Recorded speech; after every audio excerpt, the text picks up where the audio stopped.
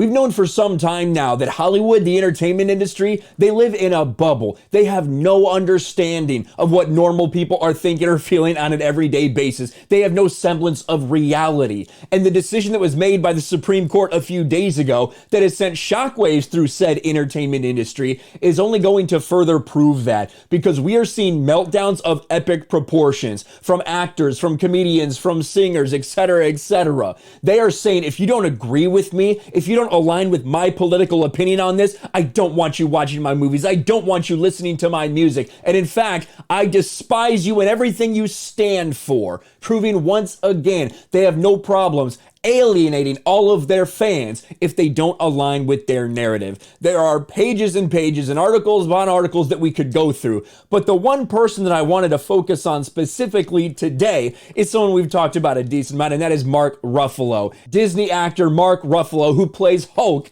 in the MCU. The last several times we've seen him, he's been an absolute and total cuck, which is probably much more in line with Mark Ruffalo's actual personality.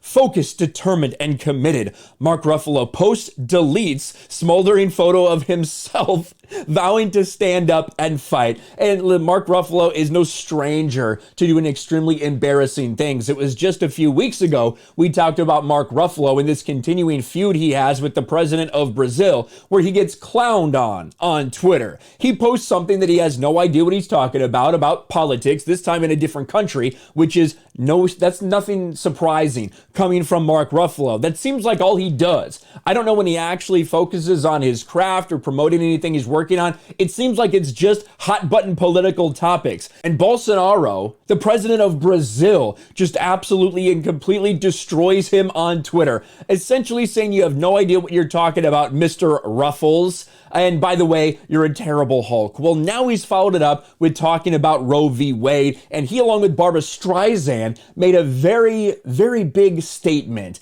that essentially the American Taliban has taken over. Look at this tweet from Mark Ruffalo. Time to fight like hell in any way you know how. The American Taliban has taken over the Supreme Court. And if you go through this man's timeline, it's literally all it's dedicated to right now. But what he posted today was apparently so embarrassing and got so much pushback for it, tweeting like an old picture of himself, supposed to be this iconic, handsome looking picture or something. People are like, what are you doing? Are you really like making this entire thing about you? To the point where Mark Ruffalo had to delete the picture. The Supreme Court's historic overturning of Roe v. Wade has plunged pro-abortion activists into a state of existential despair, their life's work crushed with a single ruling. And I'll talk about this every time, regardless of what your opinion is, whether you're pro-choice, whether you're pro-life. When you look at what's going on right now, the decision's being returned to the states. So for all the people in Hollywood, all the people in California, they're probably going to have more unrestricted access to abortion than they ever had before. Conversely, a lot of states whose constituents are much more conservative, likely to be banned entirely. But that's what's going on. It's not like all of a sudden abortion got banned in the United States, like some people are pretending like it did. But this is what Mark Ruffalo tweets. This picture, look at this picture of him.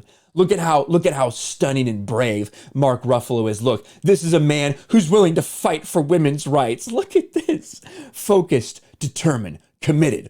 Don't let one setback knock you down. We stand up and continue to fight. Hashtag Monday Motivation. Well, his Monday motivational speech was not received very well by all the people that he's trying to pander to, or by anyone else for that matter. So much so that he deleted it out of shame. Ruffalo posted this photo late Monday morning, but the ill-advised tweet was gone by early afternoon. The photo showed a scruffy Mark Ruffalo, his eyes cast downward, his face fixed in a seemingly angry but determined countenance. In its place, the actor went back to doing what he normally does and put up an attack on Justices Neil Gorsuch, Brett Kavanaugh, and Amy Coney Barrett. They were confirmed because they told the Senate Roe would stand. This ruling should be seen as legitimate and should not be taken as law. Resist, subvert, disobey. This is all this man's timeline is. Attacking Christians. Attacking you if you're a Christian, attacking you if you have those values. This is what's commonplace for Hollywood and commonplace for people like Mark Ruffalo. these guys are going to be screaming in the wind for quite some time now. This is something that has set them off. They will alienate anyone and everyone they possibly can. This is a hot button topic. It's been a controversial topic for 50 years in America and likely will remain so going forward. But the fact is, when you have people like this, people like Mark Ruffalo, who essentially go out there and say, if you don't agree with me, you're a piece of shit. I don't want you supporting my stuff. I think you're a piece of trash if you don't agree with me politically. That is a problem, and it's one of the reasons so many people are turning away from traditional entertainment. Let me know what you think about this in the comments below. Smash a like button, subscribe to the channel, ring the bell for notifications, share this video out there, and I'll talk to you later.